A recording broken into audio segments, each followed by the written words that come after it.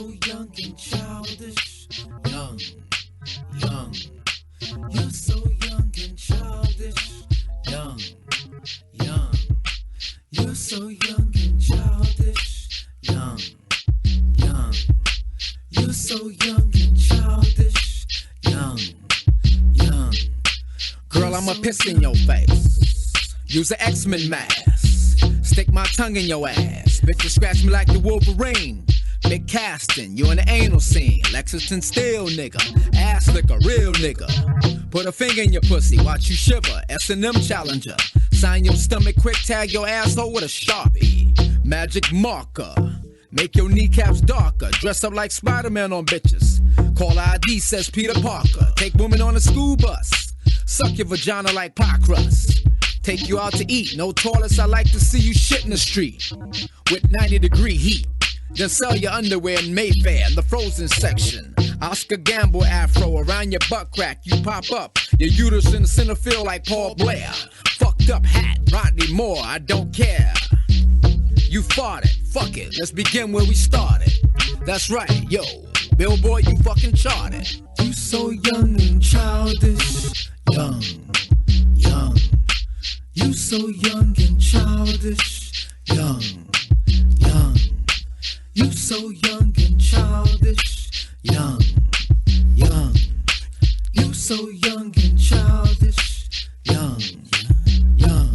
Your silly, immature ways expose your childish brain. Small-minded games, I don't play around with bitches walking around acting gay. If that's your girlfriend, then kiss her. I love lesbian dames, not the average pimpzilla. Mac got down, why no name, got much game. King Kong, Lon John, bust nuts on hoes 2 at a time. Menage a trois, like porno stars. Vanessa Del Rio and Janet Jack, me classic motion picture in 3D. 3 women coming to see me, asshole naked. Laying there in satin sheets, waterbed, getting head from 3 Japanese freaks while I'm watching TV. What's up, baby? Pay me for my services. Never worthless in the bed while you give me head. I stroke your face, splash your mouth. Open up, baby. Let me shut your eyes. You can't see those boys. Turn off the lights. Tell your friend come over here. I like that one. You so young and childish. Young, young. You so young and childish. Young, young. You so young and childish. Young, young. You so young and childish. Young, young. You so young and childish. Young, young. You so young. You heard the door open.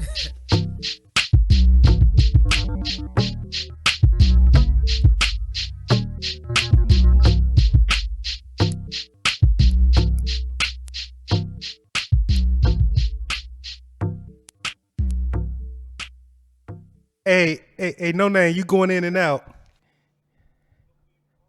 Okay. And it was there. From there, it was like, he said, man, one take Jake. So he threw you in the fire, right? Keith took you out the frying pan and just threw you in the fire. Yeah, trial by fire. I was back to Indigo. So Keith, that's yeah. I see that's kind of how you roll. You found some. Well, I met a lot of the a lot of rappers like that. Like, they were all different ways. I met them not in a natural way as far as me meeting a phony person. I met him on a real level, and same as Black Silver and all the rappers I met. I met them on like Silver was in my building on the elevator rapping big words, and I said, "Yo, who's?" And he said, "Yo, I thought that was you on the elevator." And me and him lived in the same building. And the funny thing, I forgot how he lived in the building because his girl was around. Went to a club one night. Okay. And I called the girl. She was nice. Her name was Teeny. So he had said, she said, "Yeah, my boyfriend rap." But I didn't know who she was talking about. Okay. Next thing you know, it was Black Silver. Mm-hmm. And I called the house, and she said, "I got somebody to speak to you." And she put Silver on the phone. Okay. You know what I'm saying? So, and it was a coincidence. But she was like a friend, like my sister or something. But it's just organic, kind of organic. Yeah. But Silver, I used to see him in the elevator a lot rapping, and I ain't say nothing. I ain't want rappers to know I lived in the building. And then she said, remember the guy I was talking about? He lived in the building. I said, oh wow. Hey, And they lived downstairs. Special Ed lived in that building too. Right. I didn't even know that. What, Martell? Yeah, Martell. So wow. This was just some organic, I'm on some other mission, but you came across No Name, Black Silver, like, and just yeah, mostly a lot of rappers I met, like, I don't never meet a rapper like in a fake way or go to the studio. I met them like on a random like you said, they'll bump into me in the most weird place. Right. And then No Name was more into Mac Dre. Mac Dre and me, he said, was his artist. Never on like No Name. I was never on a fake level. I walk up Hollywood Boulevard, and if a person said he rap, I'd be like, "Yo, let me hear it. Like, let's go to the studio." Okay, so Keith is real. Keith is for real. You'll see him at Popeye's Chicken. Just he'd be like, "Oh, living life." Is Kool Keith ordering a box of chicken? Oh yeah. Yo. Hey, Keith is, you might catch him at the bar and drinking some, back then it was stolen. You know what I'm saying? Okay. Yeah, because I strolled in like No Name, I met him because we was going to, I was over by that's how I ended up. I was shopping in the Beverly Center all night, and then we just ended up staying out late, and me and Rex, and I ended up meeting him at Jerry's Deli. Yeah. So just and then from there, I knew him ever since. Yeah. And so then, like, you do meet a lot of, as y'all are artists, y'all meet a lot of people who are, say they want to get into this and want to do this. But what is the level of commitment versus the level of phoniness? Somebody take your number, you work on a project, they don't call you back. How's that dealt with? Well, I was going to tell y'all a story of I met a lot of rappers. They meet you and they be like, "Oh man, I want to always do a track with you, man. You my favorite." And they be like known rappers, like really, like real celebrity rappers, like high profile rappers, right? So they be in the club. No, they know the phoniness. They give you the number, give you the email, you send them the track. And they put you to the test. They be like, "I know we're in the club tonight, but in the morning, man, first thing in the morning when you wake up, send me your email and all that, and send me the track, and it's done, man, it's done." So what I did that, I went through them situations a lot, and I mailed the track because I get right to business. I mailed the track. Because I remember what happened last night at the club. I'd be like, I remember we was talking, you had champagne, you drunk, and you was like, tomorrow we going to get it done. So I sent him the track.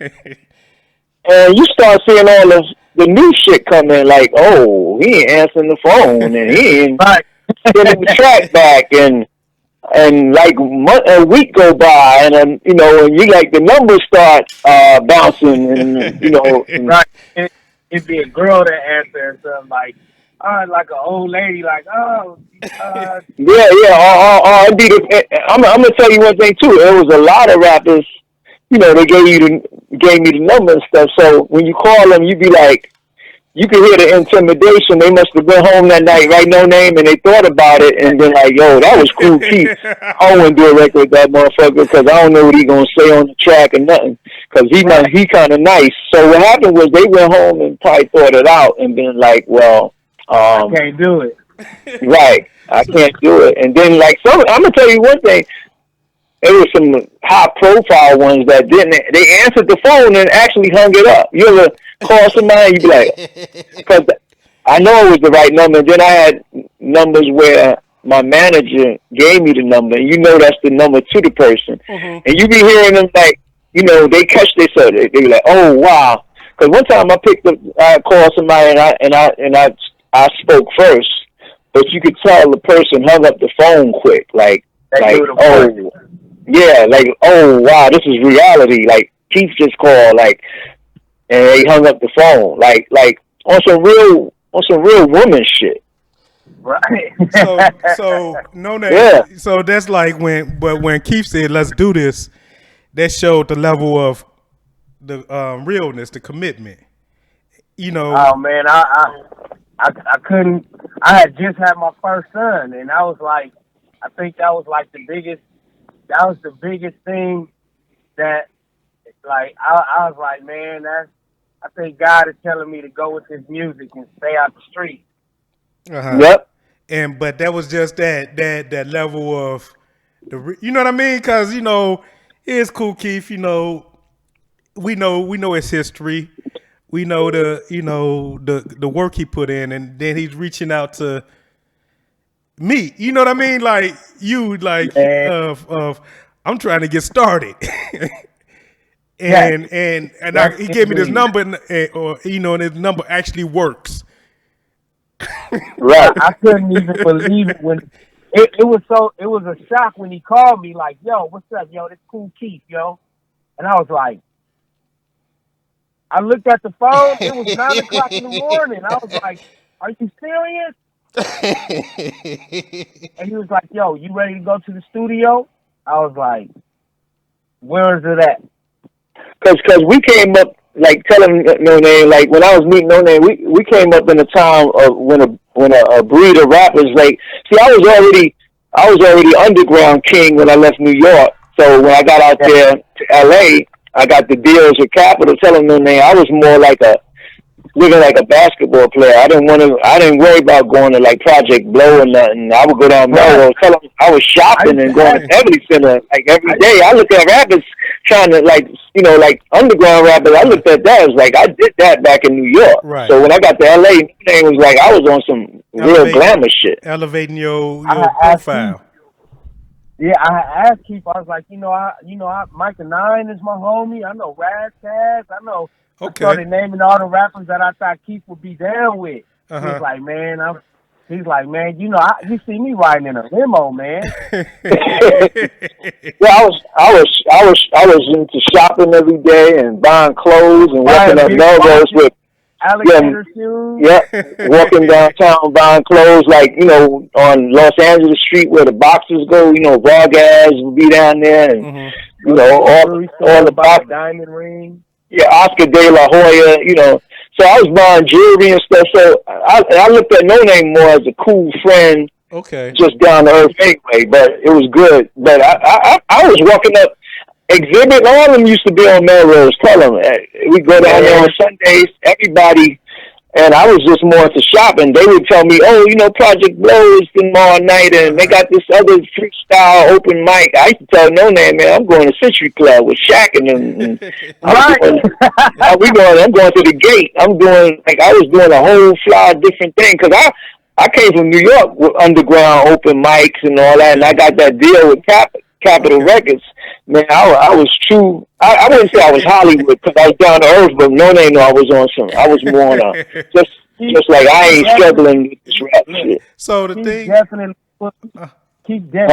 put me on a whole different view of hip hop. Okay, so he changed your view of hip hop.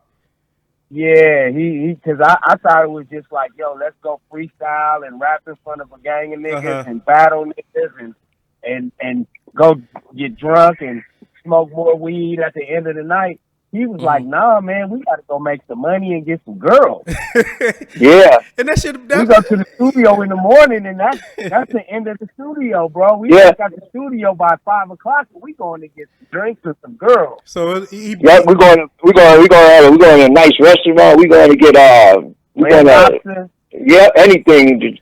Stinking rolls. We go to restaurants, whatever. PF Chang's, Chin Chin's. Hey, we had lunch with LL Cool J one time at PF Chang's on Sunset Plaza, and Keith was like, "Yo, you ready yet? L, to get on the track with me?" Yeah, I remember that.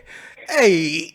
But LL stood up and walked out like he couldn't do it. Like what? LL Cool J, like 19. And he joked. He said, Keith, come on, man, you serious? Yeah.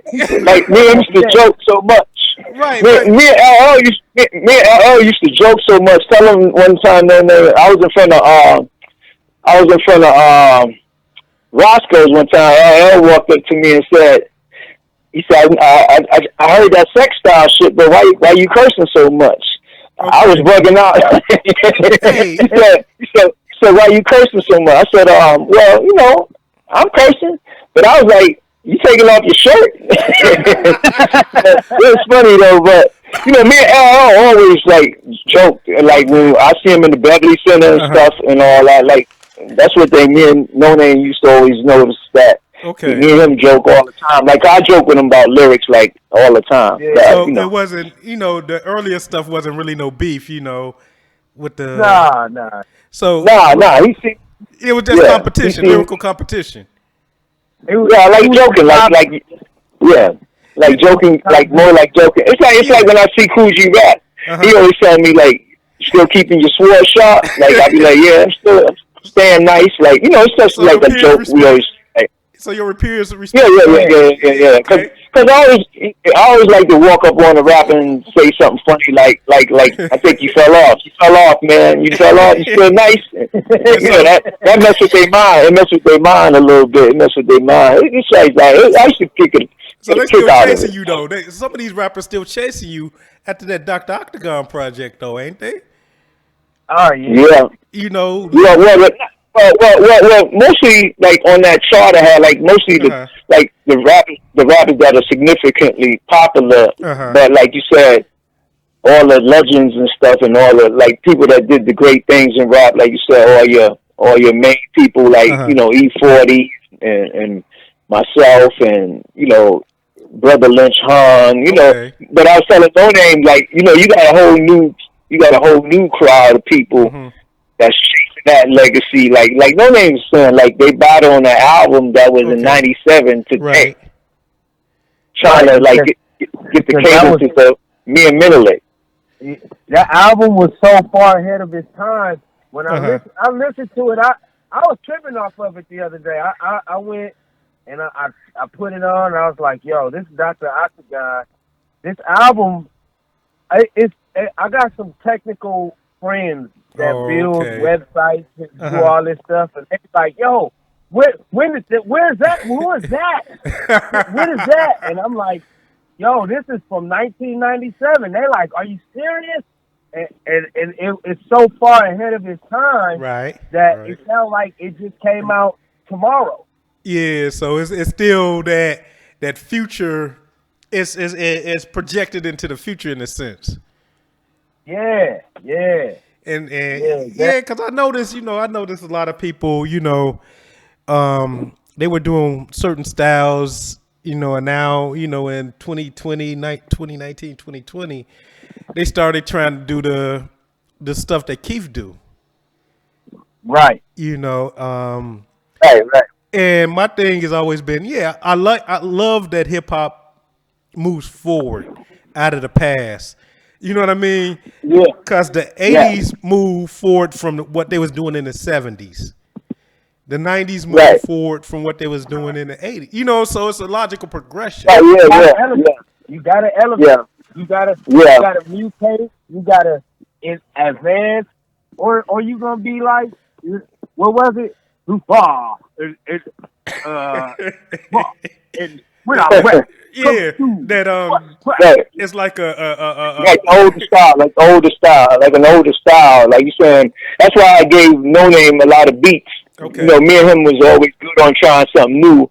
We didn't get locked into saying we want to stay a certain way. But I'm telling you, with Octagon, it brought a lot of rappers. It brought a lot of new rappers to this day trying to still like battle that 97 stuff that I didn't moved on forward to making. You know, we make love records. We ask No Name. I do records. We do records. We had a record called Childish, and you know, we didn't like you don't have to be like in a box proving that you could beat that record.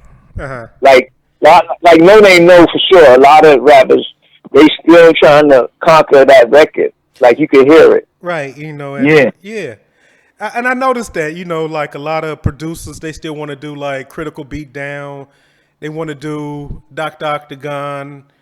They want to, Right. but it's like, Keith, did you realize how of a bar you set for some of these people? It was kind of like it's kind of like what you saw, a win and a lose, but it was, I mean, like you said, it was a successful project, but I understand that the messed up part about it, what I would say, what you think, No Name, was that the people got stuck in it.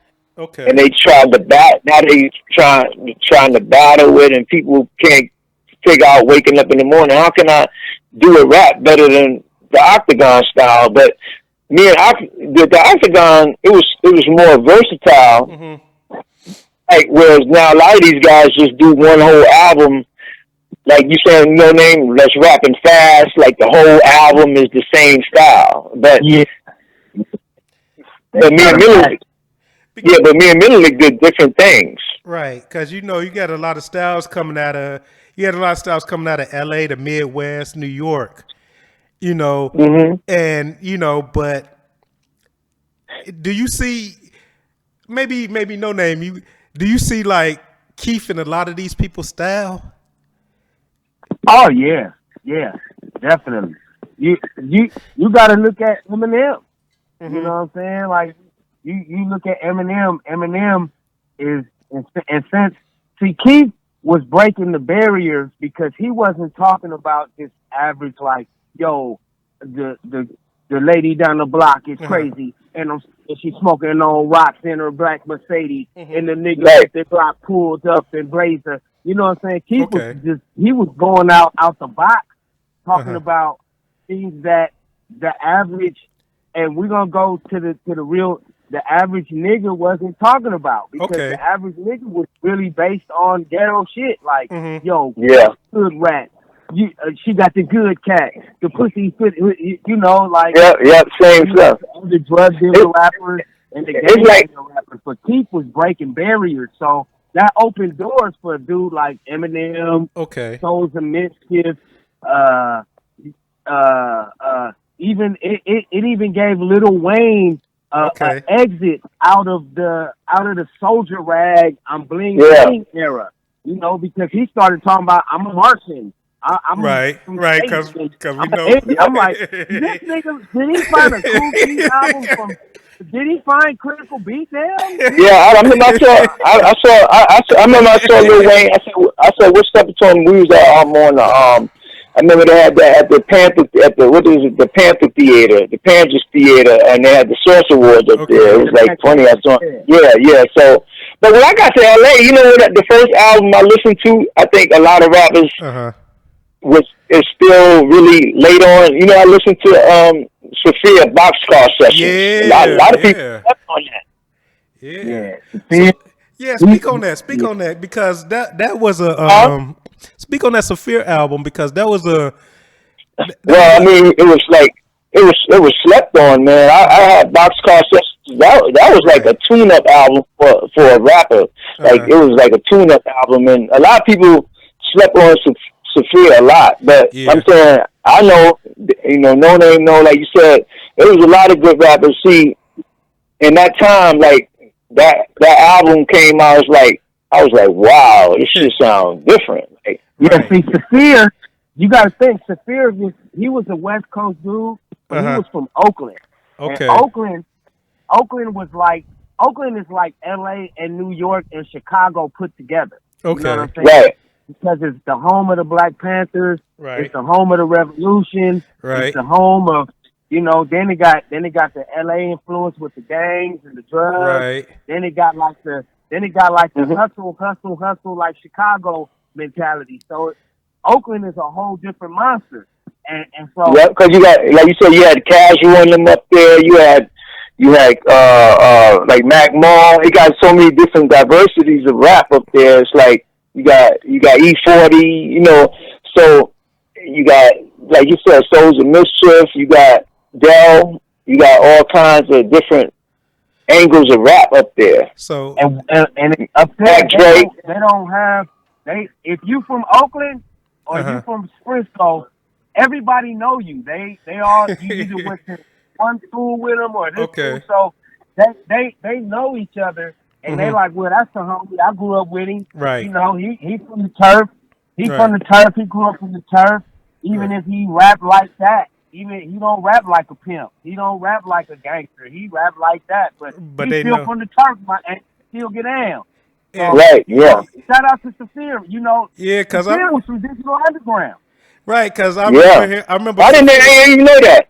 Yeah, I remember Saphir coming Yeah. through Chicago, and he used to come. He came down to the station I was at the time, and a lot of these cats, like you say, a lot of these cats know each other. Like a lot of the cats out from Chicago now knew each other. They came through WHBK. You know, when people Right. came through Chicago, they You or came die. out of HBK, and that was the underground station where you could hear a West Coast, you know, early Ice-T, Schoolie D, Ultramagnetic, Right, all that stuff. was Yeah. played on that station. Not like now where you get one sound, but we had the college stations were more diverse. So and then you had Oh, okay. so you had homegrown MCs, you know, coming through like, you know, Too Short, you know, all this stuff with NWA mixed in. So, you know, us in the Midwest, we getting the Ultramagnetics, the BDPs, the Public I get the Enemies, best of both worlds. and then getting the And stuff you from the can- West Coast. Right, and then you getting the stuff from Houston because Ghetto Boys was out Exactly. You know, exactly. Then stuff coming down from Detroit. Forgive me. You know, I'm old, so I forget some of Okay. these names. Yeah, but yeah. the cats Yeah. from Detroit was Breed. coming down. Breed. Oh yeah, Breed. Yeah. Ain't no future in your front. All Right. that stuff. And so, you know, the Midwest and Chicago, we kind of took all those styles that y'all were doing out in the West and on the East, and coming up from the South. You know, even with Luke, we played Luke. You know, I ain't bullshit. Bitch wasn't shit. Yeah, 'cause yeah. Hey, see Yeah, that? man. That was the best part about hip hop back then because everybody you name, you could differentiate and play everybody at a party and they'll all have and everybody be like, yo, that was my shit. Right now, Right. you can play 1,000 different people and they all sound like the same person. Exactly. You right about that. And that's why I like. They all know, sound. that's why I like with Keith, what y'all are doing. I checked out y'all. You know, I went did my homework, and that's the thing. The versatility of. I like the versatility in my MCs that I like. You know, so you know. Right. So That's what I was saying too.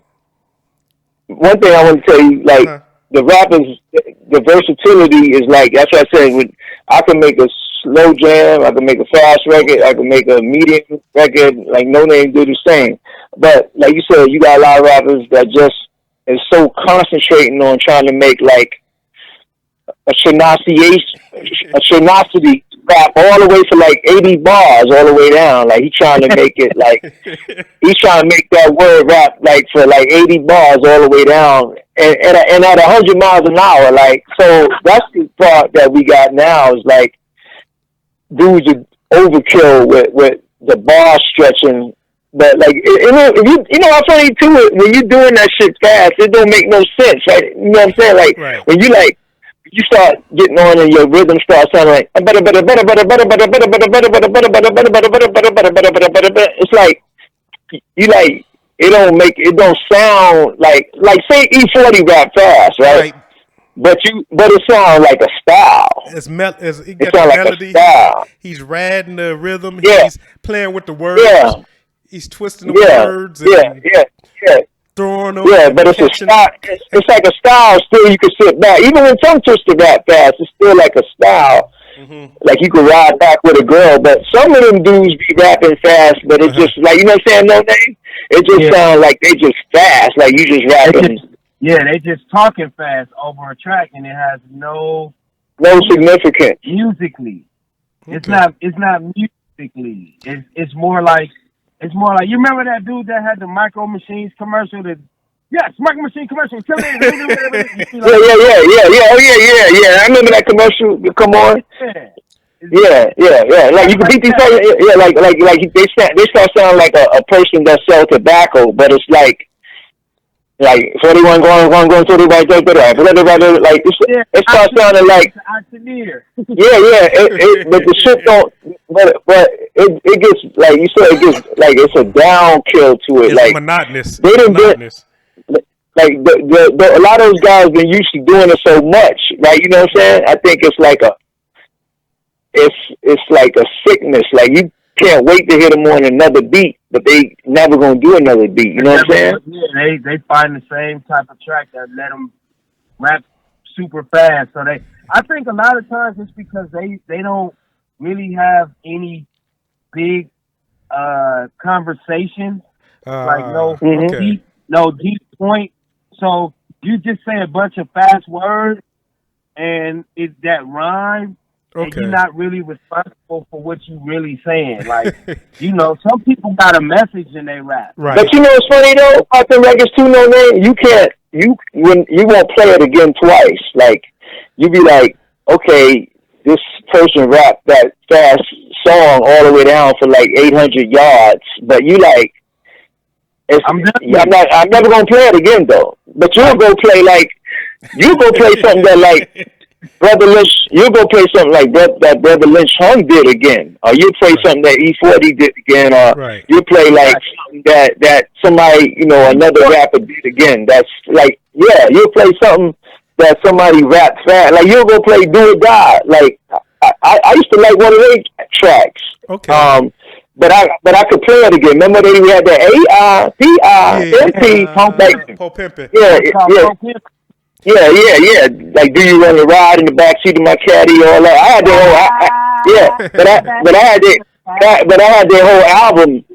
But they was fast, but they had like a style to it. Like you could ride around with a girl and they rapping fast. But you got some dudes that rap fast. You like it's only for like a certain guy. Like it got to be a dude that's like, oh man, I'm amazed that you're rapping like 900,000 miles per hour on this track, and it's like it's only me that like it, or it's just it's a certain audience that like it. But it's like it gets to be overkill. I notice it's a lot of niggas that play like video games their whole life. Like they attach to video games that are trapped in that type of style. So it's like it's a adrenaline rush for them.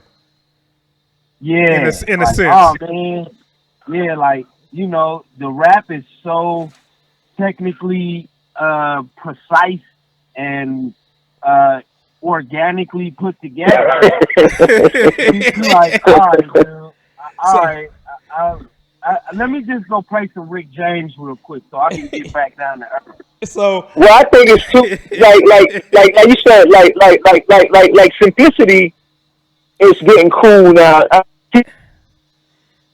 Right. Like that's a savage. You could say something nice and the bitch is on my balls, and the track will be dope. Right. And you say the rap, but like nobody doing like you can't do a chorus no more. Like like energy, supplier, intoxication, motivation, energy, supplier. Like, well, who gonna dance to that shit? Right. And so who gonna dance to that shit? Because you got a lot of... Who gonna dance to that shit? So, with the case... Like, who gonna... I know that, both of you guys, I'm saying, who gonna dance to that shit? Nobody's gonna dance to it, because you can't... You can't get into that, because for the dance... Can you imagine a strip... Can you imagine a stripper trying to strip to energy, supplier? And that's the thing, is that she can't, she hydration, coordination, huh? She trying to make some money and put on a show, and she can't get into it, so you ain't gonna get into it. That's what I'm saying. Like you said, you got like name said, it's a certain crowd that loves that, but they can't get the niggas that build Tesla cars and work at the Tesla store. They the ones that's gonna dance to that energy flyer. Hey, I work at Ford putting together Explorers and Aviators, so I got a lot of time to listen to that. Yeah. Like, see, those are listening. That's what I'm saying. Those are like listening records. Those are Walkman records. Yeah, they're more like a listening record. Yeah, but it's not a. So you got to sit down and just. Yeah, so it's like a listening. So I can't I can be on the line, doing a stripper dance while I'm listening to. So I'm just playing. I'm That just shit bugging. crazy. That shit crazy. That shit crazy though. But I You know understand what what I'm you're saying? saying. I understand what y'all saying. I definitely understand what you're saying, and that's why I like the versatility with y'all with playing with the cadence and just messing around with the techniques, right? You know, having fun, doing stuff for the strippers, doing stuff for the clubs. Yeah. Right. Well, like say you can listen to like say like a person like Chino like Sal. He'll say something crazy like, you know, I ran up and I put sperm in your mother's head and I did it. You know, he'll say something. I fucked my necrophiliasm is like, but Right. it still got substance to it. Like I'll go on I'll bring an old dead woman back to life. You know, whatever, having sex with her or something better than Reddit. But I'm saying it's like, Yeah. you know what I'm saying? He got some substance to So it. what You know what I'm saying? No name. It's a substance he has to it. And Some people just saying that shit, and it's like no substance. So yeah, but I mean, like even with Chino and all those guys, y'all how can I say it? Is that it? But even Chino switches up, does some slow stuff. Is it the ability to take in information? You know what I mean? What you say, no name? I think it's taking it in and being able to transfer it. You know what I'm saying? Because a lot of times, you know, you can. It's like okay. So energy transfer is something that is a very important process in life. You know what I'm saying? Yes. Like from turning on a light. Yes, indeed. From having a baby with a woman, from meeting somebody, and from like meeting Kool Keith and becoming a part of my career and my life, and me being a part of his career and his life. Like it's a strong part of energy transfer, and informational transfer. You know, a lot of times people get lost in translation, so they can't formulate the words, and sometimes, you know, paralysis of analysis is a very real thing. You know, people sit there and they try to figure out the right things to say, political way to say it, and they go so far to where it's like you missed the point. You jumped off the point. You know, so you got crazy with it. And you saying you got crazy with it. You saying you got crazy with it, huh? Yeah, a lot of times people get stuck, or they lose it. They lose the point. So you know, it's you know, like with the rap thing, you know, the best way to do it, you know, is just going in there and just and you know, you read, you go through your experience. Me and Keith would just talk about what we go through. Right. We're gonna go make a song tomorrow about this cat that walked across the street, and so that's all we thinking about is the cat that walked across the street and ate a mouse, got chased by a dog, and ran back in the house. Right. And back out was in a pit bull's mouth. Like we go in there, we go eat, go shopping, we do things, and the day comes out. The day unfolds with our music because it's like this is what we did today. So and it'd be something. Girl with high heel shoes on, she had platform with one eye. Like you saying them guys don't have a visionary of an outside world. Like their life is locked in them. They're so locked in them inner technical cadences that their minds, it's like they like are stuck in those cadences, like in their mind. It's like a testosterone thing. Like they don't be like, I'm gonna go to the mall, look at a girl today. I'm gonna go to P.F. Chang's and order some. They don't have a day. They don't have a daily day. Like me, you know, no name will tell you I have a daily day. They day is like, I gotta prove that I'm the fastest guy that can. So it's say that, you know, so you like, it's like a steroid. Like when when a weightlifter stay in the gym too much, you like, yo, man, you too many amino acids you using, like too many amino acids. So they too many amino acids. So they it's like this posturing. Like I'm gonna flex my lyrical muscle on you. I'm gonna flex this. Testosterone levels is up. I've been, I'm a, but they have no versatility in that. They done lock themselves in this, kind of like a position. They locked in and they ain't got nowhere else to go. But they trying to break through a brick wall. But you know what their weakness is, and I tell y'all the truth is that change those beats up. You will see how really like untalented that person is. Those type, and all them guys who do that, you'll really see a lot. You're like, man, they can't rap on that kind of beat. They can't rap on that. They got that stuff so structured around them cadences to depend on all the time. Which sometimes some people, depend on them cadences. They figure I got my fan base through rapping like 800 miles an hour all my life, but they never made a slow record in their life. They can't make a record about their girlfriend. They can't make a record about, cruising to the mall. They can't make a record about a strip club. So they mind like when you, like I said, like you said, a perfect example, you look at a person like E40. He got so many variations to him, and he could rap fast. The same with me. I could rap fast, but the variations, you could do all kinds of things. Like you could slow up the mall, you could be on a slow jam, you could go fast, you could be in the speed, you could go super speed, you could say that shit that nobody understand. Okay, so everybody got all kinds of speed levels, but them guys got like one speed. That's it, one speed. One speed and one frame of thought. Yeah, one speed and one frame of thought. And you know what they do too? They most of them guys hide a lot. They stay in like a studio in the mountains. And they don't want you to see all them punchings, right? No name. They don't want you to see all them 80 fucking punchings that they doing. And then like, all right, take it over again. Like, I got to do it over again. So they don't want you to see all that because that's why they stay hidden. Yeah. And they pop out. That secretly ghostwriting and giving them lines for every different rhyme. Like, you should say it like this. So, say it like that. Hey. So, all right, like No Name, you've been to different environments. Has that helped your writing? Yeah. Well, I mean, like, does that give you whatnot? I was trying to say, like, help you. It does because you know what it does. It opened me up to different subject ideas, to different forms of thought, different points of view. Okay, a lot of times, people stay on the same block their whole life, and so you can hear it. Right.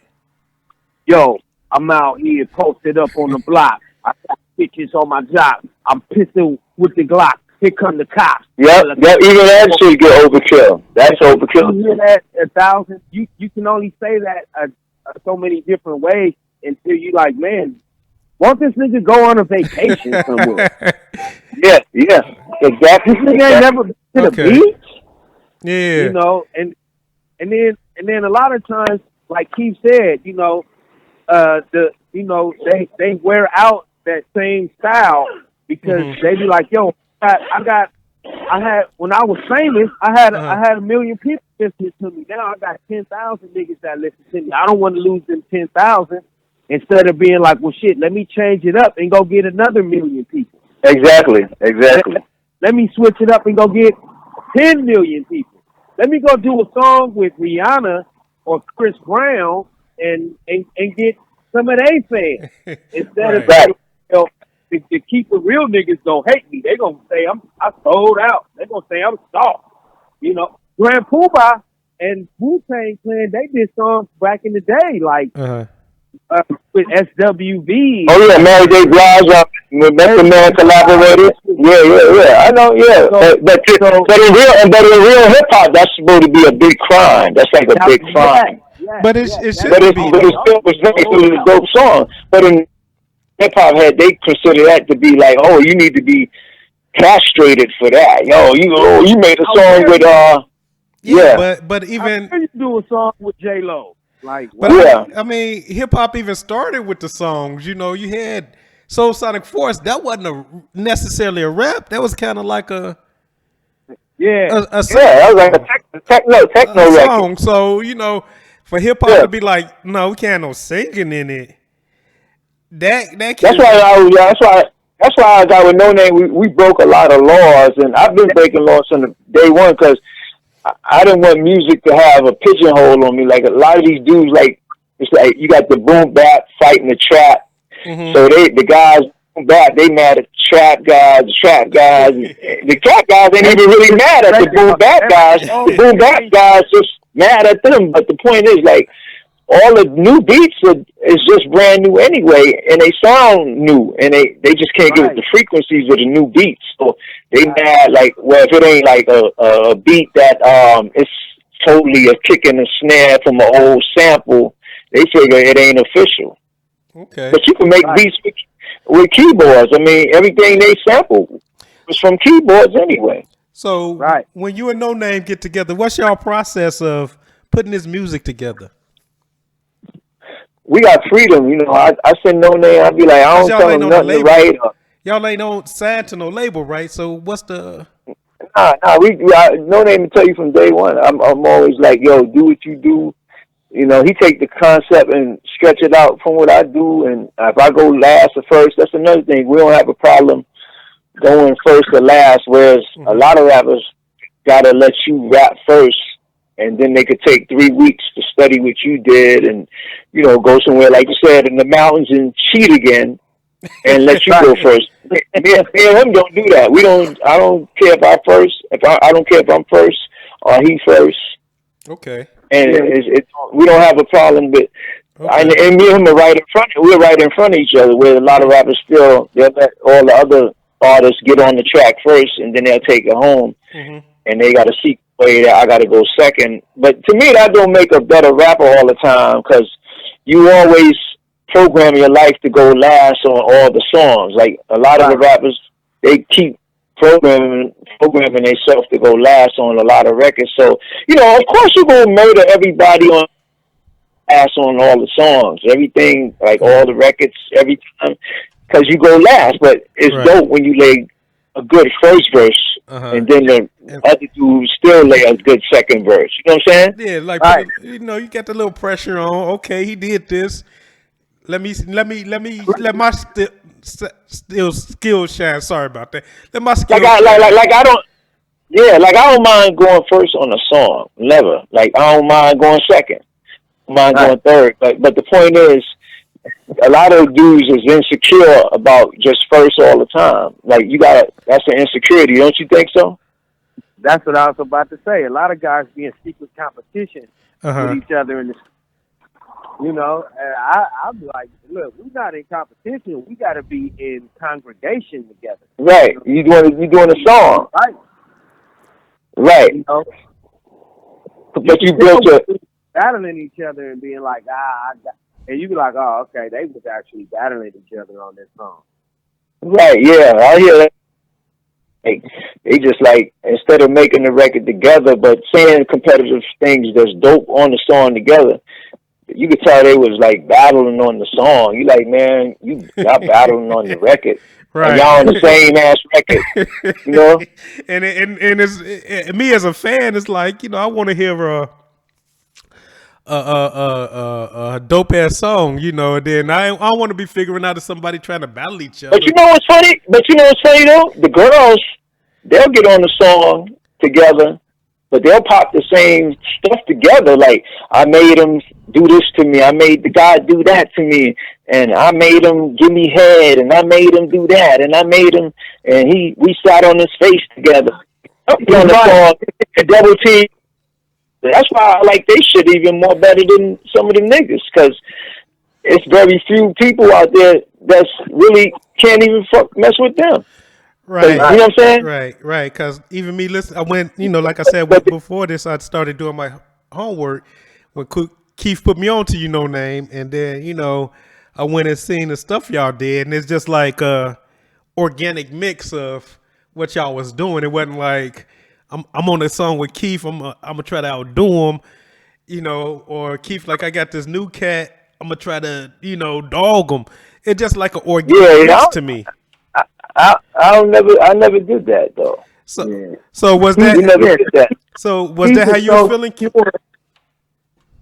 Well, when I get No Name tracks, I like to get me and him get we get the glorifying scene of that. I gave him something that I think he won't mess with, and he like get charged off it. Like a lot of dudes don't challenge no beats now. Like that's one thing he like is me and him don't mind doing the challenge of getting on all kinds of beats. So how was your take Like on that? No some Name. dudes. What happened? No, I was like, I was trying to see what No Name how he felt. Try to I want to know how he felt because you on there with Keith and it's like no competition. In a sense. Well, he saying how your challenge. He's saying how your challenge on the beats is like how me and you get challenged on all kinds of beats, whereas a lot of rappers they might be only stuck into one kind of beat, but me and you challenge all kinds of grooves. We challenge all kinds of grooves. I mean, I never fell into that package deal. Niggas be like, yo, I'm a gangster rapper. Or I'm just strictly a hip hop rapper. I only listen to the underground, man. I only fuck with Wu-Tang Clan. I only fuck with I only listen to KRS-One, and if it ain't real hip hop, I listen to it all. Like I listen to Young Jeezy, I listen to Twister, I listen to everything. I listen to Kool Keith, I listen to Mac Dre, I listen to E40, I listen to Ice Cube. So I have a vast array of different references of like, oh man, this is all hip hop because it's all coming from a black ghetto experience that we all have. Even if you're a fucking nerd and you just looked out the window and see niggas selling dope, you like, I'm in the house studying, these niggas selling dope, muddy in the block, bloody in the block. I'm like, oh, okay, well shit, that was a nerd talking about. Scared of niggas outside, you know what I'm saying? Right. But he put it in a rap, Then you got the nigga that's like, yo, I just got out of prison. Fucking crazy, life is crazy, life is crazy out of prison. And then you got the guy that's, life is hard. You got a bunch of them. Life is hard. Mom ain't got no food. The cat ain't got no food. My dog ain't eat yesterday. And I find that sometimes depressing because if you already been through them conditions, you don't want to hear that no more. So that gets tired. And that's like sometimes a lot of them things you try to overlook. You be like, okay, I'm going to escape my reality. Like me and Sad grew up in the projects. We could have wrote Critical Beatdown like the average guy, like, coming through seeing crack and drugs and the streets and people getting shot everywhere on the corners and that. We was like, yo, we gonna be from the projects and we gonna make sci-fi work. Like we're gonna be some scientists from the projects. So we was like, and we made it happen. But I'm just saying, you don't always have to live like I found out too. A lot of people that really never lived them kind of lives, they more trying to prove they lived that kind of life. But you don't gotta, if you live in all kinds of places, Watts, Nickerson Gardens, if you lived in Webster houses in the Bronx, you lived in all kinds of low income living, you could do what you want to do. You could you might rap about cupcakes and cream girls. Like I got girls eating my cupcakes all the time. They just whatever it is, that's your talent. So you don't have to always feel you got to become your environment. So is that one of the reasons why? I'm sorry to cut you. So is that one of the reasons why when you do come across people with, you kind of, I don't know if that's the correct word to say, but like help them out or extend that hand, like I come from that. Well, it's funny. I like underrated rappers because you know why? It's like the surprise. Like it's like when you find a prospect in Major League Baseball and they be good. Like how somebody be a lower draft pick in the NBA, but they turn out to be good. It's like Draymond Green went like the second round. Remember No Name? Like I like third and fourth round picks because they're better. Because sometimes the first round picks is always like, okay, you're gonna pick, and that's the same with the collabs in the music industry. Like everybody always pick the first round pick to do a collab with.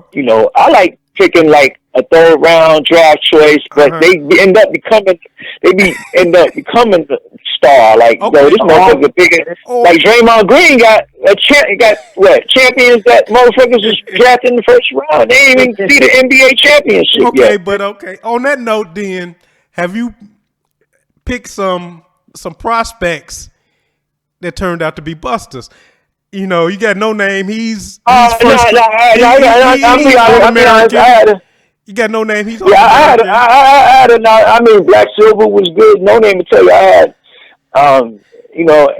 H-Bomb. Like, I had, like, No Name to tell you, I had a training camp. I did lyrical training. So we always kept rappers around. When I was in Hollywood telling No Name, I had about 15 rappers standing in one of my apartments.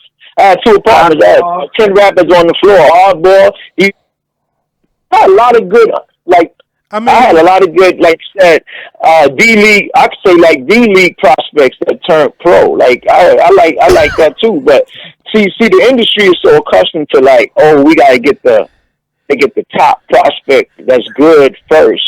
So it's a lot of rappers that are good that people don't take time to find out. Yeah, but I mean the ones who, like, say you got a first round draft pick and then found out he got like a substance abuse problem. You know, yeah. Y'all know No Name ran into that too. No Name ran into that too. No Name. How many times you ran into a lot of rappers that are good, but then they got like a problem with drugs, or they they got women problems. They got women problems. They stuck with old style of game. They playing we playing. It's mostly great rappers with lack of drive. Okay. You know what I'm saying? To where it's like, okay, you come around, you got these great rhymes, you're real good in the studio, you got good work etiquette, but then you got this negative energy that follows you everywhere. And every time you do something, it falls apart, or you do a song and you don't have no drive to go perform it, or you expect everybody to buy you a burger when it's time to go to Burger King. Like, I mean, bought you a personal can of beer, like personal can of beer, but you don't have enough for a burger, or you didn't even buy a bag of chips and offer nobody. Like, hey, I got this bag of chips, but they all mine. Can you buy me a burger too? Like, right. So you saying that the dependency. Some dudes need a lot of dependency. They gotta have a lot of beer, or they gotta have they gotta roll a blunt first before they make a track. They gotta drink Hennessy. They gotta drink two bottles to do the first. Like, they gotta drink 2 bottles of Hennessy to do the first verse. And then they got to go back out and get another 2 bottles to do the second verse, right? And then they. So you like, motherfucker, man. I finished my song. You can that's how Tupac was. See, a lot of people flipped out because he'll knock out songs in front of people, like 5 or 6 songs in the studio, but everybody else probably needed like Hennessy. Everybody needed to sniff coke. Everybody needed to drink 20 beers. Like, he was like, yo, you're not getting on this song, then go wait for the next one. And they waited probably, people was like, No Name tell you, people that wasn't ready, yo, catch the next song, Yo, I'll catch you on the next one. No Name see me in studios been times telling I be waving at him, yo, catch the next song. Like, right, so like they depended on the next song, catch the next song. I'm coming out the booth. So they catch the next song. Cause that's what I like about No Name. He could write on the spot. I write on the spot. Black Silver, all of them used to write on the spot. Mm-hmm. We all had a right on the spot environment. But a lot of everybody around us, they need, like you said, a lot of these dudes need to go sniff a line. They got to go outside and take a walk for a minute. They got to come back and hear it again. They got to walk back out. And that make a track boring, really. And so that make a track boring. So they different personalities kind of just clash with your work ethic, I like to finish the song. Like, my thing is finishing the song. Like, you like to move on to the next. But you know, Yeah, I got my weed dependency. I got problems with my girl. I don't know how to talk to her. I can't communicate with her. Yeah. Yo, Keith, I'm gonna send you these tracks, but I want you to do I want y'all to be back in '87. Oh yeah, we can think about that no name. You know, like they stuck in these delusions. Yes, we think about that no name. Like people that want you to be back. Please speak on this. Yeah, it's crazy. I talked to somebody yesterday. They was like, yo, you still got a connection with Kool Keith? You think he'd come do a song for us? I'm like, Keith is on some other stuff. He like, yo, I got these ill beats, yo, with these ill samples, yo. And I'm like, he ain't on that. You need some tracks.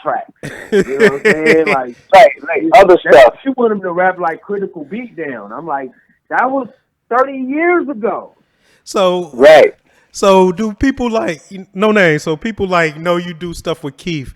Do they try to use that as a end to get in with Keith? You know what I mean? Because in this industry, I know it's a lot of slime balls, and I know y'all dealt with a lot of slime balls. Who get these tracks, and they like, yo, I'm cool with Keith. I'm cool with no name. Just give me a verse and I'll get Keith and them to get on this and we're gonna put it out. But I'm gonna use these old tracks. Do y'all run into a lot of that? That's always the case. That's always the case because people still have this. If you're a fan, because thank God Keith took a shine to me because I was a fan and I understand that. Yes, but indeed. Yes, when indeed. he brought me to the studio, Keith was like, yo, I'm not doing Critical Beatdown. I'm not doing Funk Your Head Up. I'm not doing none of that. Right. No, he's like, Keith, the first thing Keith said was, whatever you think, do your shit and don't try to keep it, don't try to be all mega hip hop. He was like, break the law. He was like, we don't have no laws. And that was a breath of fresh air because that was always me. Like, I never was like, yo, I'm going to just go in and just do one type of style. So when Keith brought me on, it was like, yo, be yourself. Don't pigeonhole yourself. Don't paint yourself in the corner. And a lot of times people have a 1,000-year-old fantasy to do a song with Keith. And it's like, yo, Keith is past that now. Like, niggas grow every day. You know what I'm saying? Yeah, definitely. But I mean, with you, no name. I mean, I don't even know you, but I'm sitting here listening, and it's like the wisdom of that a lot of these cats don't have. I mean, the insight. I don't even know. Yeah, the insight. We use the word insight. Wait. What? Like you said, he learned real fast. There, I told him straight. I said, no name. We doing all kinds of other stuff. Let's do something. We do new stuff. We get on new beats. And law that somebody gonna put handcuffs on us because we picked up a new beat. And I'm like, it's no law. I mean, show me books.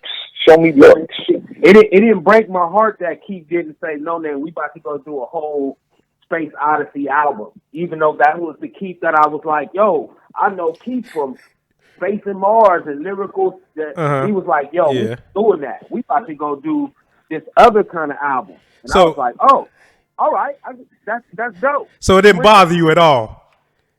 Nah.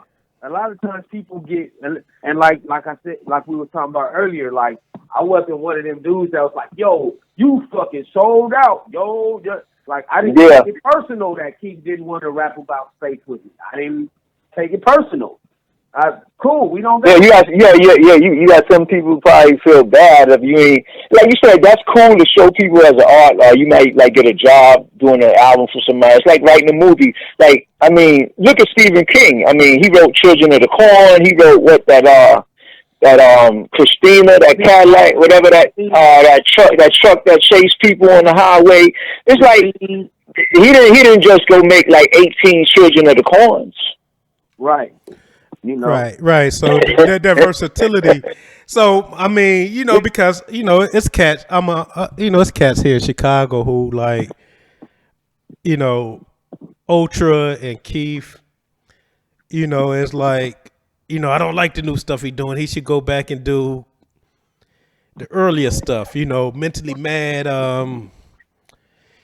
Let's remix Mentally Mad. Let's remix Ease Back. Let's remix and do these songs over. And I'm gonna put somebody new on you, but I want that person new on you to rap like 87. And I mean, right? Like y'all saying that's I think No Name. Like I was saying, that's a personal problem. I think more or less, right? No Name. Yeah. That's like you being trapped in time. Like that you can't. That's a person who wakes up every day, smokes a Newport, goes in the store and buys like a Colt 45 and gets a Bravo. Like every day you do the same exact thing, so you can't. Since you trapped in a routine, your mind doesn't advance into a new era of sonic anything, music. Before, anything. I understand that, and that's why I say, no handcuffs. But that's all over, Eric. Not only that's not only in your area. That's all over. Like no Name will tell you that's in LA. That's in other places though. But I mean, when I was in LA, I met like. We had some good people, like you said. Rap had a diverse. Even when Medusa was out, it was like Micah 9. It was still diverse in hip hop, like AC Alone and all them. Right. Even like they had E-Rule and all them. Like E-Rule was like the West Coast kind of like a West Coast Rakim, but you still had a variety of stuff. So like, but you didn't have to be like militant hip hop. I think New York got caught up into militant hip hop. Was that because like they felt they grip was slipping off the control? Like now this thing is opening up worldwide, and we want this control back. We like we got to keep it this way because I can't rap to these beats. I can't get to this vibe. I can't reach that level. I think so, right? Would you say? I just asking y'all opinion. I just try to get an opinion from you and No Name. Look, it's nothing wrong with people having a preference. You know what I'm saying? But sometimes you got to be able to accept what comes after your preference. You know what I'm saying? Like, oh, okay, that's cool. You ain't gotta hate it.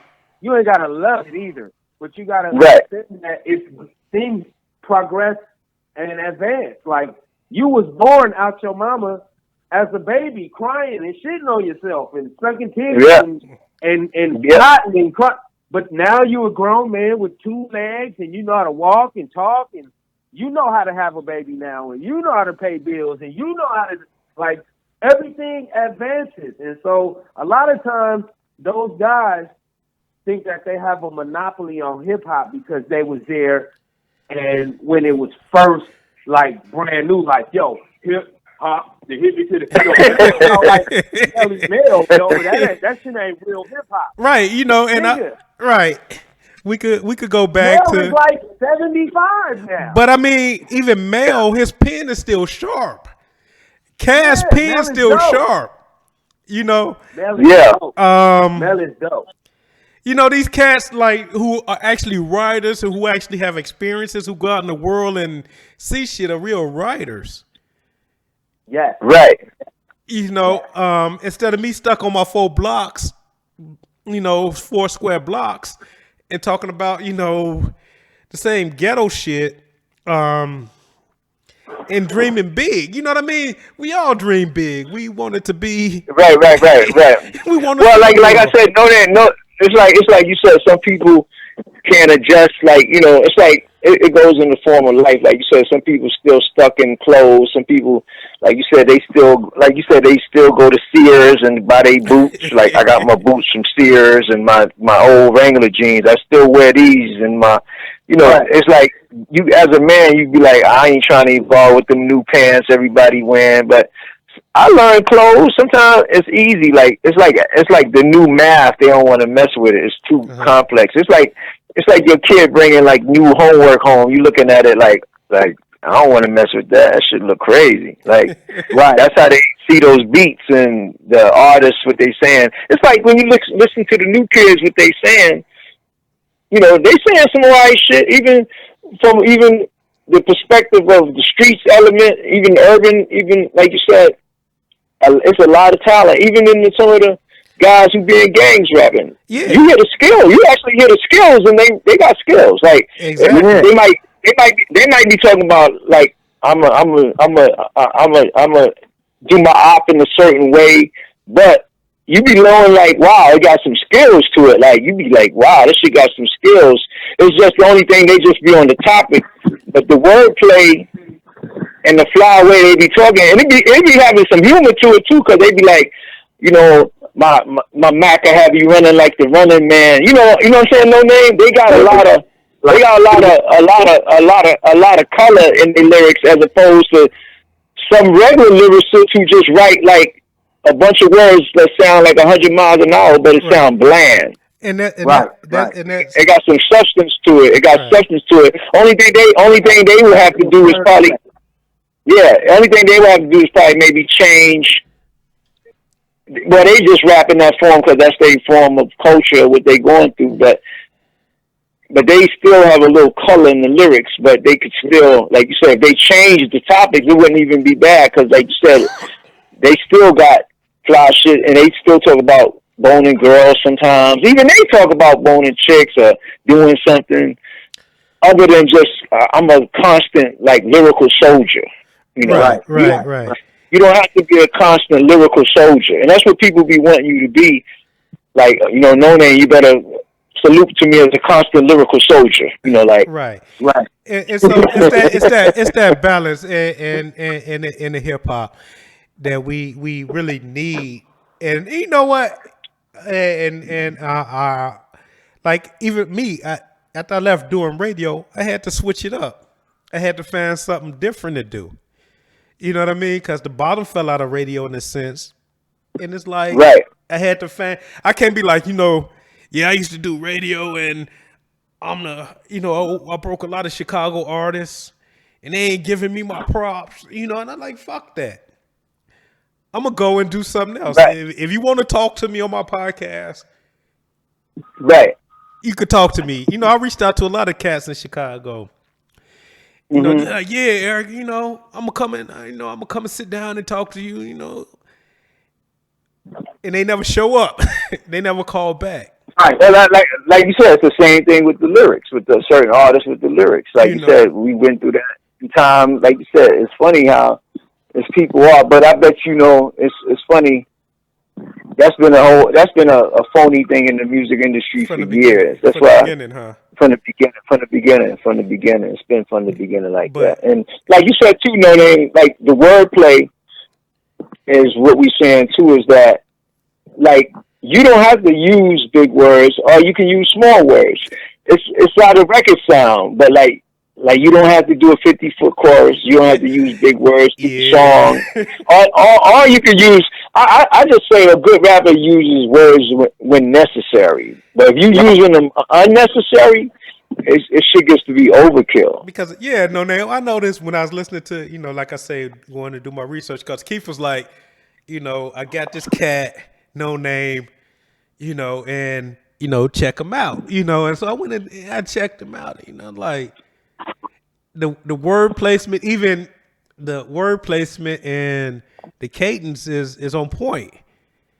So I know you studied somewhere. Oh yeah. Can I say that? Yes.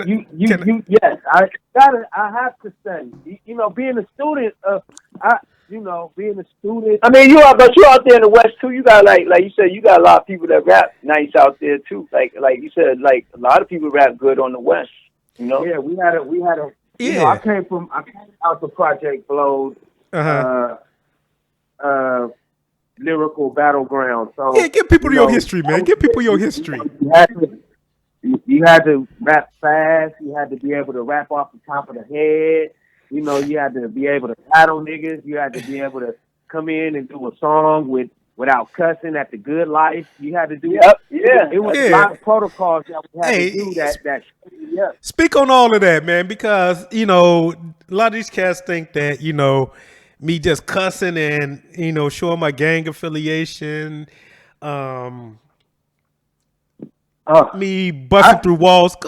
Could you speak on that a little bit for me? You know, the most terrible tragedy that we had recently was Nipsey Hussle, because I listened to Nipsey. See, me over here on the West Coast, you know, we have different gang affiliations. So, of course, you know, you don't want to listen to the person that is from the opposite gang that may have killed your homeboy. You know what I'm saying? So, I didn't listen to Nipsey Hussle for a long time because we from opposite neighborhoods. But when I finally listened to him, I was like, yo, he's smart.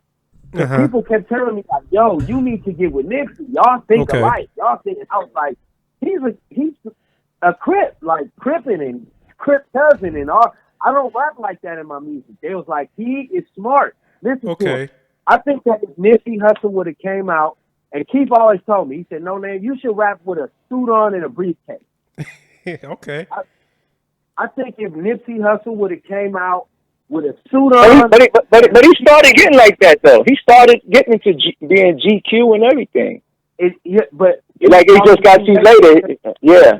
He was already, his mysterious Batman side, the Crip side, was already notoriously known. So they kind of overtook. Like, and that's what destroyed his meteoric takeoff, because nobody if nobody knew Nipsey Hussle was a Crip, and he just came out and made good music with everybody like he was with the Bloods, with the Crips, you know, and never said, "Oh, I'm from Rolling 60 Crips," because he would have still. He could have made a Wall Street record. LA is kind of neutral in a neutral sense. That's probably pretty good, at least in a neutral sense now, because a lot of rappers now is coming from all lines of Inglewood, all the areas now, and it's good, and it's not no trash talent. It's like good talent, like a lot of good talent. Because the neighborhoods, like it's a lot of good. It's a lot of good gang banging MCs. They're not really on the gangster. It's you know, it's funny too. It's a lot. It's like a lot of the record companies are about that genocide. So they just won't let them. They don't want them like, oh, I'm gonna let you go downtown and put you a dope pair of slacks on and a shirt from Italy on and rap. So they want to keep. They want to make them say something when they don't have to say nothing about somebody else. They could be on some fly shit, wearing some, like you said, Versace shoes and all that. But like you said, the record companies entertain with. Right. Yeah, they entertained by the destroying point of it. Like, oh, if we can fill it up and we can get it filled up and we can just get rich and go back to our homes and drive our Mercedes Benz and our Rolls Royces back up into the hills and just let them destroy themselves, you know. Right, because like that's crazy. See, that's the shit that they're trying to do. Because we were speaking earlier when I we was getting set up for the interview. No name. We was talking about the Blackstone Rangers and everything, and like a lot of Chicago MCs who came out were affiliated with these street organizations. You know, even when Common came out, people didn't know he was affiliated in a sense with the Four Corner Hustlers here in Chicago, or that Kanye was affiliated with the Gangster Disciples. You know, or my guy King James, you know, Blackstone. You know, a lot of these, you didn't know that the cats from the Figure of Speech were, who was on, I think it was Virgin Records when they came out of Chicago, were affiliated with these street organizations. Yeah. You know what I mean? So they were able to prosper in the industry, like I was saying with Nipsey Hussle. Before he came out, everybody knew he was associated with the Crips. So what these cats from Chicago, a lot of people didn't know they were affiliated with these street organizations. So they were able to transcend and move in this industry. You know, before, you know, they didn't take over their persona. You know, and and now it's like, you know, I got a lot of New York cats I see joining LA gangs. You know. Oh yeah, that's not really good because it's not what you say, No Name. It's not too official like that. It just doesn't like New York was known for its own reputation of being original, but it's like the gangs in LA probably don't approve. Like they probably that's why you see a lot of negativity going on because they like it's not real. It's not like it's like food. You're not getting. It's nourishing. What they say. It's not natural. It's not natural. And you know, basically, what that came from was a lot of the 1990s and 2000 when dudes started flying out here to buy weed from LA. and it was a really that happened because of money and the street. Okay. Chicago niggas would come out here too, but they'd be like, nigga, I'm from GD. Or they'd be like, I'm from Vice Lord. Or I'm from Blackstone. So right. They would automatically come here, like the GDs come here and they deal with the Hoovers and they deal with the Crips. Yeah. The Blackstones, we already got a neighborhood out here, the Jungle and in the Biddy. Right. So the Blackstones, anybody from Blackstone that come from Chicago, they already know to come see Prince P. Right. You know? Right. Because the history of the Blackstones, I forget the cat's name, came from Chicago out to LA, right? Yes, indeed. And he brought the stone down here. And then, you know, and then you got the incorporated Vice Lords that come from Chicago. Okay. And they deal with the blood. You know, right. And they deal with the blacks because they under the five. Now with New York, New York had been through gangs in the 60s. Well, they had their own like Savage Scars. That was it. Yeah. Like the Nomads, but that was like regular gangs with the dungaree jackets, like more like a motorcycle gang or something. That was it. Yeah, and so when people started flying out here to buy weed and stuff, you know, like, you know, they would meet dudes and then they'd come and see their cousin. Like, yo, my cousin got the plug out there in LA. I'm about to go to Cali. And then they'll come out here and like they be like, well, you know, if you from the hood, you know, it was kind of like the mafia. If you join the hood, you can get better prices because you're making money for the hood. And so they accepted a lot of those dudes. They accepted a lot of guys. Accepted a lot of guys because it was. But I think, let me correct one thing. I think a lot of that too, came from TV propaganda. Remember when they promoted a few rappers with the TV, and then they always had a rapper, right? Popular, like a rapper should have like the Pendleton shirt on and the rag on his head, like you know. Yeah. So it was a lot of TV, like when MTV and stuff came out, and when the first people started publicizing it, I think it was the media. Because even like I say here in Chicago, when these cats came out doing hip hop, you wouldn't know their affiliation, and then with the media, you know, getting infatuated with the gang life, it kind of blew up. And the record labels. And the record labels like, okay, we got this dangerous element now. You know, even to take it back, even the 5%ers in New York. Yep, that was some of that same literature is from that same gang era, the gang literature. Yes. So you know what I mean? Because even like if you go to Cook County Jail and you a 5%er, you could click with the Blackstones and the Moles. Yeah, the Islamic groups. Because you're drawing off the same principle. Exactly. You know?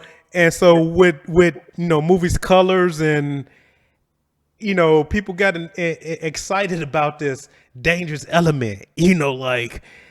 We know we're in the suburbs, but we on the edge of Chicago. We on the edge of Watts. Right. We on the edge of the Bronx. We in Waukegan. Right. And so it's dangerous. Because we could go back to Waukegan. We could go back to Baldwin Heights or Hills, Baldwin Hills. You know, we could go to back to White Plains, New York, and be insulated from this.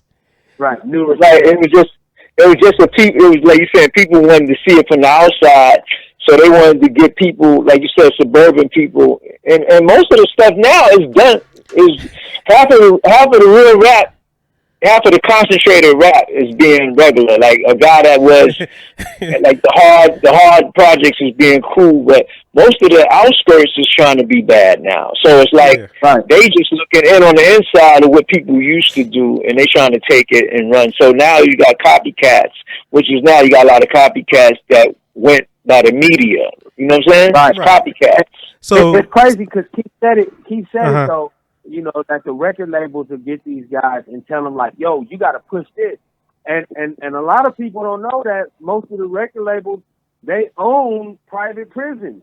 Exactly. So what happens is you'll have record label niggas like, yo, we're gonna get these 10 niggas to promote murdering every nigga on the block, selling dope, promote the girls to selling their pussy on the block, and doing all of this shit, rob a bank, rob the plug, shoot the police, shoot the corner store man, and then when everybody else is high listening to the music, they gonna go act it out in the street.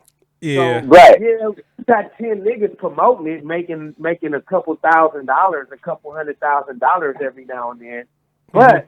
And then the person who owned it is making the most money because they going back up in the hills and locking themselves in the fence and like looking down, like look at them niggas kill each other. And then the private prisons and then the private prisons get the new workload. Like, okay, these niggas got caught in the drug raid. We hit the project. We got 150 niggas in the drug raid. And they had guns and everything. It's the genocide. They all listen to our rapper. And so, and that's the new slavery, right? Because now these rappers done funnel them into the prison. These prisons making money, making clothes for Levi. They making clothes for high-end people and whatnot. And it's like a funnel. And my thing is that it's kind of like, you know, we were starting to talk about it in the 90s of we're being dumbed down. We're not told to elevate above our neighborhoods. We're not told to, like, it's cool to go to art museums and see sculptures and pictures. Right. It's not cool to do astrophotography. It's not cool to do anything outside of the ghetto shit. Like getting a beer, like your life is told, wake up in the morning, put a do-rag on, get some Hennessy, get some blunts, get some beer, call a girl over, sit in the studio, roll it, wake up, get some beer, smack her up, get some Hennessy. Every day. Every day. You smack her up going to jail. And then make a record like against the person you will get across, like make a record against the person you going against across the street. Yeah, but wake up, get Hennessy. That's why the liquor stores are popular. But even making records about people who helped you out, though, you know what I mean? It's like this society has taught us to turn against the people who show us love. We good with the people who show us hate. But we really hate the people who show us love, who try to help us elevate out of this madness. You know, they got us. They got us with a lot of hypnotized slogans. You know what I'm saying? Fuck a bitch. Fuck love. What is love? Fuck love. Love ain't got nothing to do with it. You know, they hypnotize us with a lot of these. Slogans. These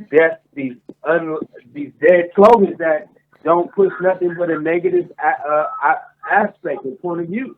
You know, fuck everybody. I don't care about I don't give a fuck about nothing. Like, you actually should. And when people start adopting and actually living in these living out these slogans and these cliches, then it starts spilling out into society, you know. Nigga that be like, man, I don't give a fuck about nothing. He gonna look at his kid hungry, he ain't even worried about that. He like, nigga, I'm finna go through mine. You know, now he walking down the street, he see an old lady with a purse, he don't care if it's his homeboy's auntie and nothing. He like, nigga, I don't give a fuck. Nigga, fuck everybody. That's her purse. Right. Now he got beef with his homeboy. His homeboy come and kill his kid because he like, nigga, you rob my auntie, nigga, put a rope up, I'm gonna shoot your house up. And it's like, I don't give a fuck about nothing. And that's where like those poisonous slogans in the music and just everyday society. Fuck a bitch. What is? I don't give a fuck about love. None of that shit. All of that shit poison our community. Toxic. Yeah, it's just yeah. So exactly, and so we gonna wrap this up. But anything y'all want to leave them with? You know, name, you want to give up your information and pin the chill, and I sold my. You know, you hit me on my Ultraman 7,000 Twitter, and hit me on my Kool Keith Instagram, and you know, I got all the new. I'm gonna be dropping exclusives here and there. And me and No Name got the record called Scheme coming out, and No Name, tell them what you got going out there. Oh man, I'm working on a new album. You know what I'm saying? Time's over. You know, it's called No More Time. You know, and I had a series of different albums. Okay. You know, my first album was called 24/7 365. My second solo album was Trapped in Time, and now this one is No More Time. Because and that's touching on what you were saying about after coming out of coronavirus. You know what I'm saying? Like you got to you got to break these elements of time. You know what I'm saying? They got everybody on a schedule to where real life doesn't even exist anymore. You wake up at 7 in the morning, you eat cereal. By 8 o'clock, you on the bus. By 9 o'clock, you punching in the clock. By 10 o'clock, you working, and by 5 o'clock, you back home. By 6:30, you have a dinner. Like a robot. Yeah, it's like you don't have no room to live a different life. So you know, it's funny you said. I'm funny you said that. I remember like when you was a kid. Remember a day seemed like a day. Like when you was a kid, you know, it was at lunchtime and your Lunchables, and it seemed like it took like forever to come time. Yeah. Now, like a day go by so fast, like it's fast. Yeah, it'd be like 3 days is one day. But that's good though that you know that you still, like me and you, do the same thing. You make music because you still make music, whereas a lot of people feel like if they ain't got a label, they don't make a record, it got to be for a specific time or a label. You still doing songs as a song, because it's nothing wrong with making a song. Even Mick Jagger still records. Like it ain't nothing wrong. It ain't a crime to make a song, like you said. Whereas a lot of the dudes, they feel like, well, what's this song for? Why am I making a new song? Right. What is its purpose? But a song is a song. Like you can go in the studio. That's why I like Prince, because he just made records anytime, like we do. You know, he just made records. He ain't have no specific reason to put them out. He ain't go, oh, these are for Warner Brothers. He just made songs. So you got a lot of these people that got the theory. What we gonna do with this song? If we make a song. You know, it's just the same thing with, you know, people I work with and I used to work with. They got problems with, you know, everybody is, you know, want to be Quincy Jones, and everybody want to have the theory of Nile Rodgers, and, you know, when a record should be mixed and how it should be mixed and what time it should come out. It should come out, you know, 4:05 p.m. Right. It should be shit. It's no more of that shit no more. It's no more. Yeah, you know, we got to come back into a real organic way of life where it's like it's not free, but it's free freedom. Like you said, you got songs that you sell and your art and your craft, and people respect it and they should buy it. But then it's time for you as an artist behind the scenes. you should make songs and do stuff natural, record everything, and once you get that point is showing the love, and you feeling like, oh, I'm recording for my own soul. Okay. Yes. Yes, indeed. I feel that. I feel that message.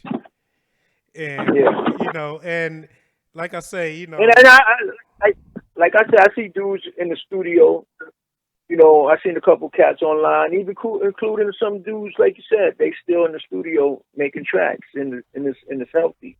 Like me and No Name always sat in the studio all the time. We order pizza and keep it going, or we'll order some Chinese food, right? Whatever, Chinese food, salmon, whatever. Mm-hmm. We keep it moving. But we don't like. We didn't have to go out and get intoxicated. We got to run to the liquor store and get like 7 more bottles before we do the second verse. Right. We didn't have to do a line or bump under the table. We free. We free of all of that shit, man. And that's definitely, Lee. As we get out of here, and I want people to go on YouTube, check out the Kool Keith projects. He got multiple videos. Angel, No Doubting, Strip Club Husband. Oh yeah, No Name got tap water. Water. Fitness. And everything. So definitely, No Name, tell them where to find you on YouTube. We had tell them what you got, No Name. We got financial. It's kind of a. I had to spell it in HipHop. I had to spell it out and put it different because it's legalities. The United States has legal ways to do things, so I couldn't. I named my label Financial Records. Okay. It's FINANCHILL Records, and then Vision, Financial Record Vision on YouTube, and then you get me on Instagram, Big No Name, BIG, and AME. Basically, I kind of, I'm right now. I'm in a mode where, I'm looking for new talent. I'm trying to help a couple younger kids. Okay.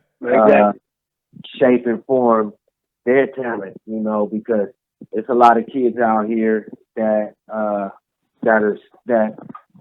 everybody got a computer. Everybody has. You can make stuff on your iPhone now, but there's still. Yes, indeed.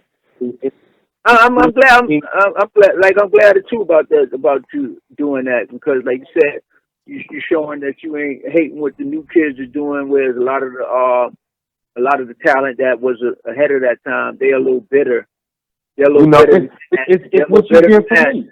They're a little bitter. I'm doing what you did for me, Keith. Opened the door.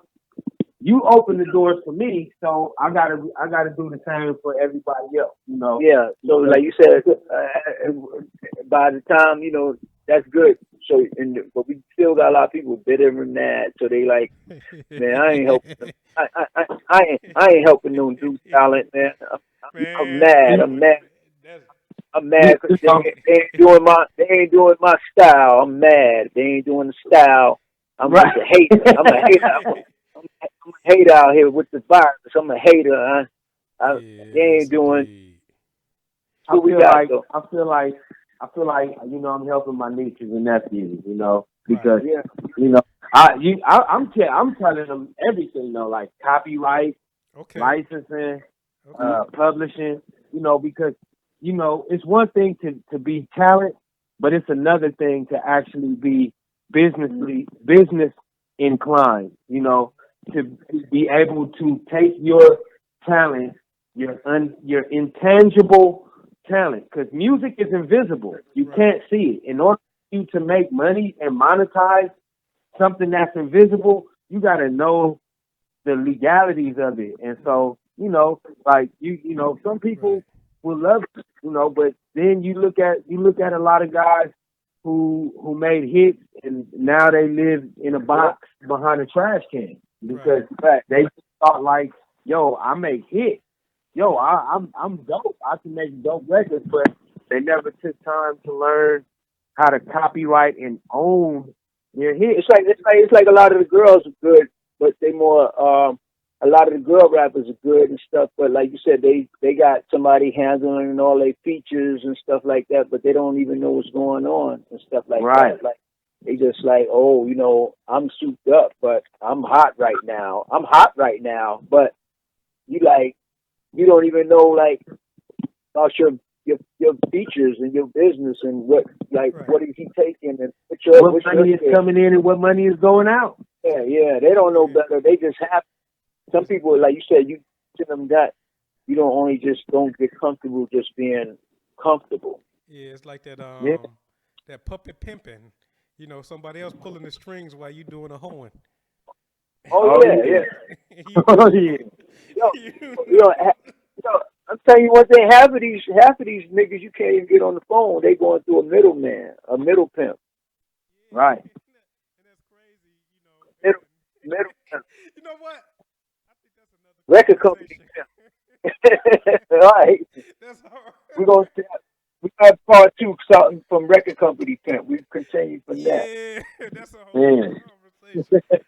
But we gonna get out of here, and I just want to thank y'all brothers for giving me y'all time, and y'all wisdom, and trying to educate these people out here, and also bringing a new talent to the game, Keith. And and No Name, just thank you for giving me your time. You know. Oh, no problem, brother. Thank you I for know giving me a platform. You know, and I know we going through this thing, but you know, I just want to say, you know, I appreciate y'all, you know, sitting down with me for these couple of hours and doing this. Exactly. Hey, not a problem, brother. We'll do it again. Let us know next one. No Yes. Name. Yes, indeed. So yeah. My phone stays on. Okay. Definitely. As always, tune in a friend. Y'all got anything else y'all want to add? Yeah, I'm good. Peace and love. Yeah. Peace.